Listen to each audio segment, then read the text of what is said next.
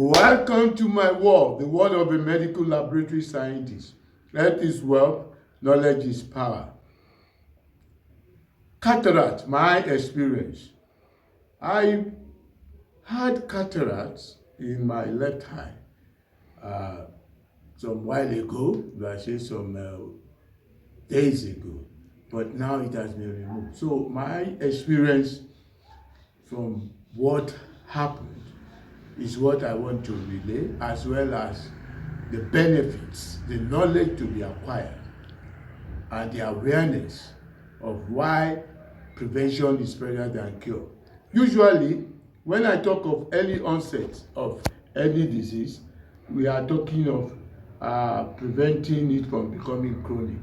But in the situation of cataract prevention is not the matter, it's not even the issue. It is prevention of blindness, because cataract is responsible for over 50% of blindness. And you can imagine the world population when you have over 50%. Once you are aged, it is most likely that you end up having cataracts, and necessarily you have to remove it. Or probably you are lucky you didn't go for examination, like I did not go.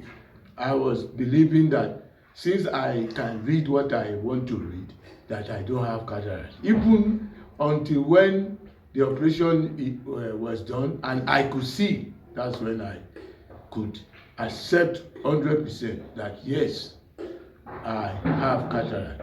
The understanding of cataract is that it's a lens, the high lens, as drawn in that diagram. You see the lens is like the microscope. It enlarges. It allows the image to come in. So the ray of light that comes in through objects goes straight to the retina, and the retina sends it to the retina is composed of nerves that sends it to the brain, and the brain will interpret and accordingly what you have to do. But when you have cataract, the lens itself is not cloudy. It's like any lens that you now allow to be cloudy, and what happens is you never get to see those things you want to see in the slide of what you are trying to look at. So cataract in the main is that problem of the lens. The lens that is now put for you to see clearly is now artificial lens. So an operation is done to remove the old lens that has become the opaque lens and put in a brand new lens, and immediately that lens is there. After a while that you are asked to now you open your eyes and see, you will see clearly that yes, you were not seeing clearly before, that your eyes is probably brand new. You now have an artificial lens. You're carrying an artificial lens in your eye, but that is also needed to be protected, and that is very the issue that one must uphold. That the lens is very sensitive, and the prevalence of cataract is over 51%, and that if you do not remove your cataracts, you may become blind. The role of the medical laboratory scientist is not very clear, because right now the study, there has not been any biomarker to detect the early onset of cataracts. But where the role is now visible is where you want to see the underlying condition before the operation of this cataract removal is done. You have to now do your fasting blood glucose, your HIV test to check your immunity, the fasting blood glucose to know whether the person is really diabetes, and curing doing a surgery is very difficult for the sugar that is not well controlled. And then the blood pressure is also done to know the electrolyte level, the balance, whether there is an imbalance or other problems that has to do with the underlying condition of the patient. So the medical laboratory scientist just plays a role in detecting any underlying condition and not really detecting the cataract. As usual, I shall be going to the slide session to expose more than what I have said. So if you like my presentation, press the like button, subscribe, and more will be revealed. The outline: objective introduction, demential implication, laboratory test, and the conclusion. The objective: to create the necessary awareness of cataract prevalence, its implications in the scourge of blindness and dementia, the precautionary measures necessary for surgery and its control. The introduction: cataract is a very common eye condition. As one gets older, the lens inside the eye gradually changes and becomes less transparent, that is clear. A lens that has turned misty or cloudy is said to have a cataract. That is, the protein clumping is what is called the cataract. Over time, the protein clump spread and may cover the whole lens, resulting in blindness, which is why early removal of cataracts that can occur in both eyes prevents blindness. Cataracts are the leading cause of blindness and vision loss worldwide, affecting 70.2% of people across all ages, rising from 3.9% in people aged 55 to 64. But after 65 years to 92, and after 64 years, you're talking of a rise to 92.6% in adults, especially those aged 80 and above. People who are exposed to ultraviolet rays, like welders, are more prone without using protective goggles.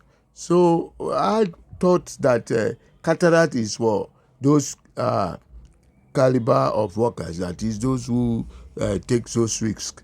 But unknown to me that it affects everybody. That's why it took me late to even check my eye for cataract, even where I should have done it earlier. Yes, let's look at the type of cataracts. The number one is the nuclear cataracts, which I believe is the group that I belong to, the cataract I had. It affects the center of the lens.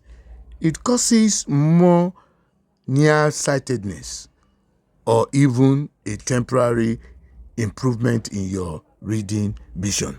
I could read easily. At a stage, I was using the reading glass, but all of a sudden it corrected. I never knew that it was cataract playing a trick on me. 2, cataract that affect the edge of the lens. They call it cortical cataracts. A cortical cataract begins as whitish wedge-shaped opacity or streak on the outer edge of the lens. Then there is the third one, cataracts that affect the back of the lens. It's the posterior subcapsular cataract. And the fourth is the congenital cataract. From that name, it shows that from birth that one has it.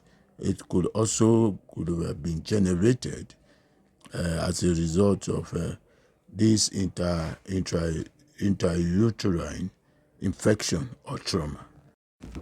Dementia implications. Cataracts and dementia frequently occur together in older adults.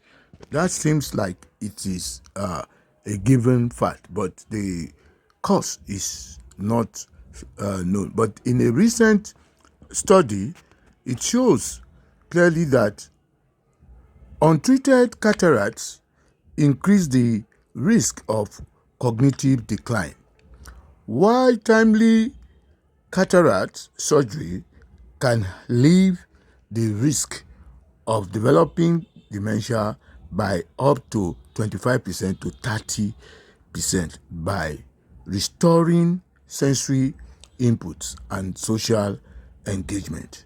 That tells us so much that although it's reasonable to think that when there is no light distortion, the image that is formed on the retina, the brain could easily understand it, then it recognizes. But when you are talking of cognitive decline, is that the brain itself cannot understand what it's seeing. It's something that is scattered light. So it could really be ascribed to causing this decline in brain function. The sensory deprivation, poor vision from cloudy lenses reduces vital signals to the brain, and that is also understandable. It leads to rapid brain aging and cognitive decline, shrinkage. The social isolation, there is that feeling of loneliness. The person gradually start losing memory. And then the extra brain strain in identifying things would also make for somebody not happy from doing any task. So gradually memory loss would creep in. The laboratory test, like I had said, the laboratory diagnosis is not there, but there are reasons to check for the underlying condition that can complicate the the surgery. And so the usual practice is to use the point of care laboratory test kits and to test for the glucose, the HIV, and also blood pressure readings so that the patient would not create a scene. Or if, for example, if the patient start bleeding while there and there is no stoppage, that's a serious problem. And the blood pressure too could be a problem when the patient now start developing serious complications. So these are things that has to be done to prevent unwanted events. Finally, conclusion. A stitch in time saves nine.